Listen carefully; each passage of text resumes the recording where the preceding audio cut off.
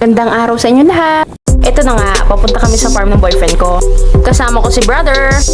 At ang aso niyang tamad maglakad, kaya sumakay lang siya ng motor. Ayan, lakad, lakad, lakad ng lakad. Ito pala si James with Fuel for Adventure.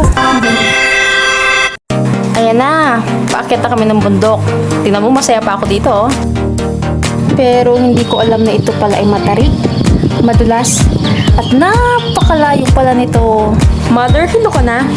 Starcher ka dyan, girl. Pa-come with me ka pa. Vlogger ka, boy. Ayan tuloy. Wow, ang ganda naman dito sa taas kasing ganda ko. Char! Pero uhaw na ako eh. Pengen naman tubig dyan. Oh, mother, anong tinitingala mo dyan? Madami ba? Tapos ng mahabang lakad, nandito na rin kami. Ang gutom. Tara, kain! Wow! Let's go! Puti na tayo. Ayan o, ang daming lansones. Wow! Go bag. Daw ungwe oh. Neng, pengen ako ng isa. Ayan, ang lansones. Napakatamis. More lansones.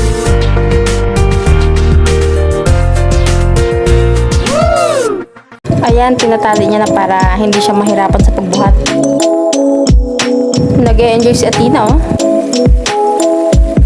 Habang pababa kami, naabutan kami ng malakas na ulan. Sige lang, itodo mo.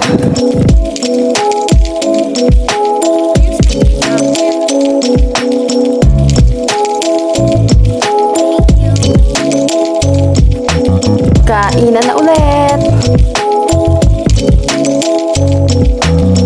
Ayan, lakad, lakad, lakad pababa. Sa totoo lang, 3 beses ako nadulas dito. Ayan, malapit na. Ligo muna tayo.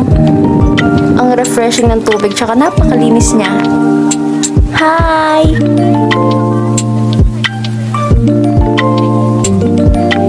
Ayan, sa hirap ng buhay ngayon, kailangan kumayod. Alam mo na, wala pang sahod. Kaya magbebenta muna kami ng lansones. Char lang.